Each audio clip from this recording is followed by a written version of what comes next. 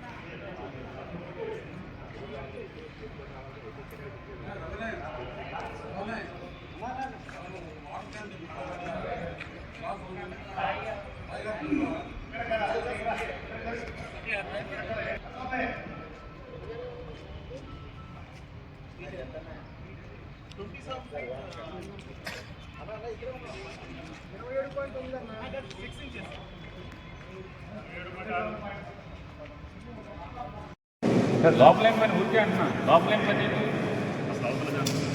లోపలేం పని అయిపోయింది కదా. పద మరి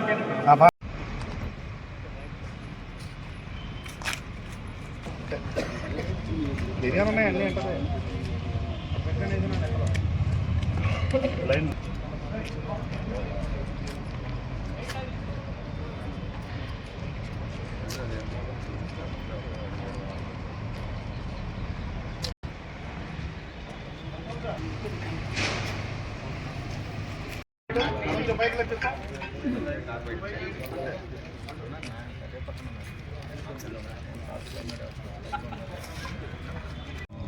మాస్టర్ ప్లాన్ 18 మీటర్స్ ఉంది. 12 అని చెప్పి రాజకీయ ఎక్కడ ఉంది?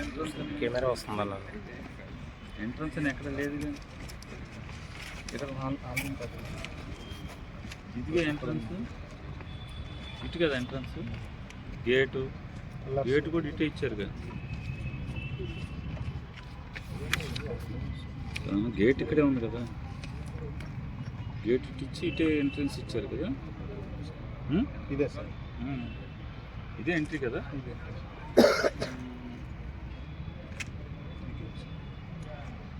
గేటు అంటే ఏ సైడ్? ఇది ఈ రోడ్డే కదా. డ్రైనేజ్ ఉంది ఇక్కడ.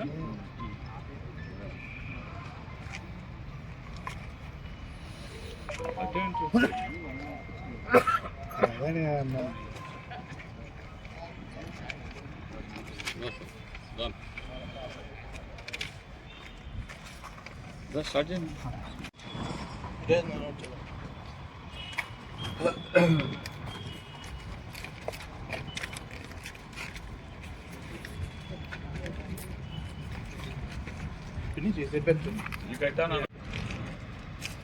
ఎంట్రన్స్ ఇదే.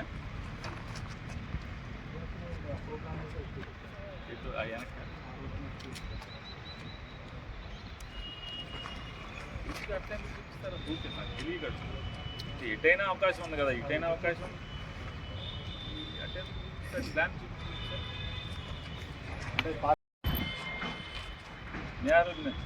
పవర్ లేకపోతే అసలు మున్సిపాలిటీ జోలికి రానండి. ఏం జరుగుతుందో అసలు ఏం పట్టించుకోం, మనకెంతకైనా ఊరుకుంటాం. ఉంటే వాళ్ళకి అసలు కింద మాట్లాడే పని లేదు. తప్పు చేయొద్దనే చెప్తాం. ఎవరి జోలికి వెళ్ళొద్దు, తప్పు చేయొద్దు.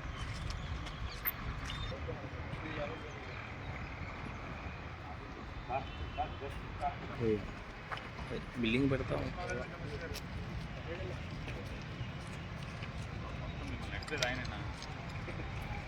ఆయన తిరిగి నడుస్తాడా?